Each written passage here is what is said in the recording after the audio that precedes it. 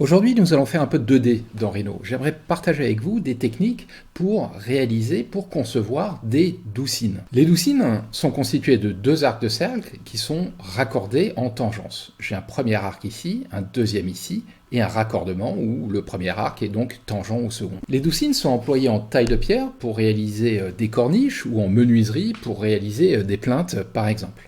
Vous trouverez dans la description de cette vidéo la référence qui a inspiré ce quick tip. Rendez-vous dans Rhino.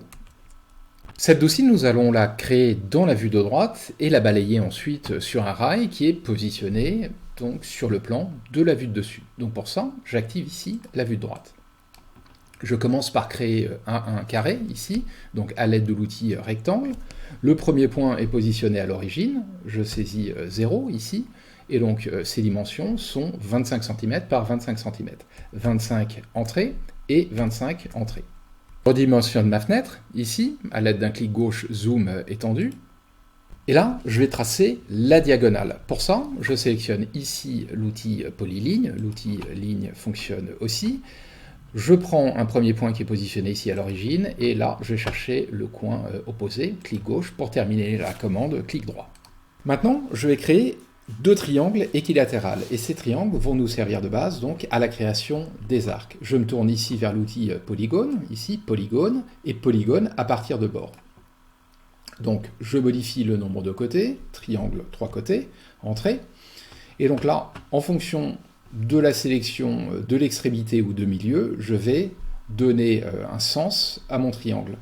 Donc si je souhaite que l'arc soit dans cette direction, il faut que mon triangle soit positionné à droite. Donc là, je vais créer donc un arc qui est concave. Je sélectionne donc l'extrémité ici et le milieu qui est positionné ici. Pour créer le deuxième triangle, j'effectue un entrée, ou clic droit dans la ligne de commande, ici, polygone à partir d'un bord. Je vérifie le nombre de côtés, 3, et donc là, je vais partir donc de l'extrémité inférieure, ici, clic gauche, pour aller au milieu, clic gauche. À ce stade, je me tourne vers l'outil création d'arc, ici, et donc là, je prends la commande par défaut, donc ici, clic gauche, donc à partir du centre. Le centre de l'arc est positionné ici à l'extrémité, premier point et deuxième point ici.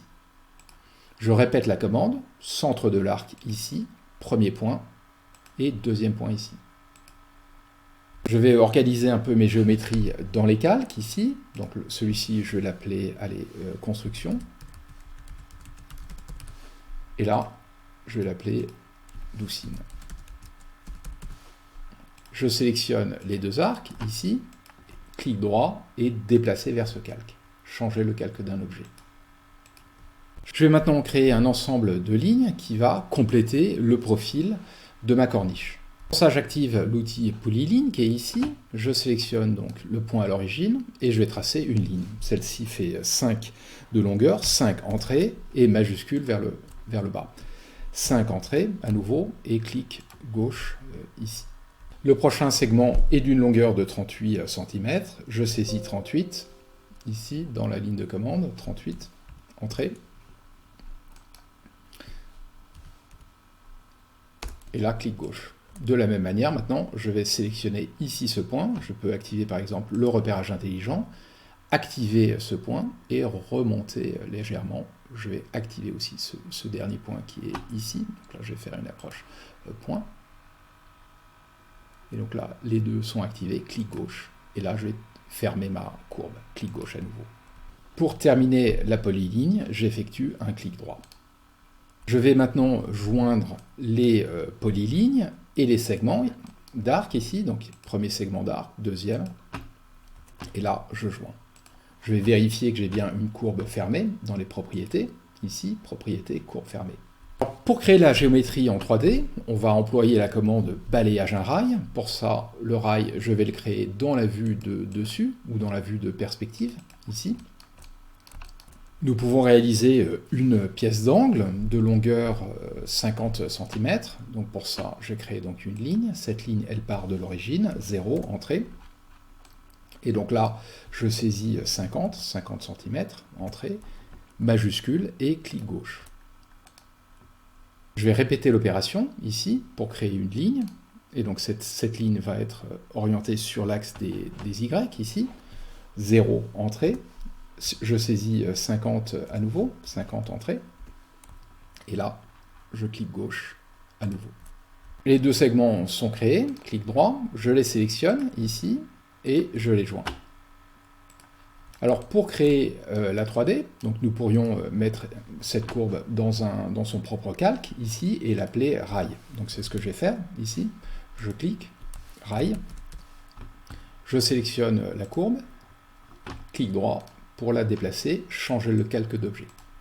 Je vais désactiver maintenant le calque construction ici, de façon à cacher sa visibilité, et je vais déplacer donc la section doucine de façon à ce que ce point soit à l'extrémité qui est ici. Donc pour ça, je sélectionne transformer, déplacer, la doucine, entrée, et le point, je sélectionne donc le point qui est positionné ici à l'extrémité, clic gauche, et je le déplace à l'extrémité du rail. Donc la croche fin est active, et là je sélectionne. Je vais créer un nouveau calque, ou modifier donc le nom du calque 3, ici, et je vais l'appeler corniche, angle. Et maintenant, nous pouvons réaliser le balayage un rail. Pour ça, je me tourne vers surface, ici, et balayage un rail. Je sélectionne donc mon rail, ici, et ensuite la forme, qui est celle-ci. Donc la section fermée, entrée, et entrée. Là, j'accepte les valeurs par défaut. Je peux maintenant basculer l'affichage ici et le mettre en vue, disons, arctique. Le voici, donc voici la forme. Et à ce stade, donc, nous constatons que nous avons une polysurface, et cette polysurface est ouverte. Je la sélectionne ici, et je le confirme, propriété et polysurface ouverte. Pour la fermer, je me tourne vers solide et boucher les trous plans. Dans la mesure où les courbes de section sont planes, donc les ouvertures le seront aussi, et boucher le trou plan nous permet donc de créer un solide. Ce quick tip est maintenant terminé, nous a permis de voir comment créer un type de doucine. Cette doucine a été employée pour créer une section d'une corniche.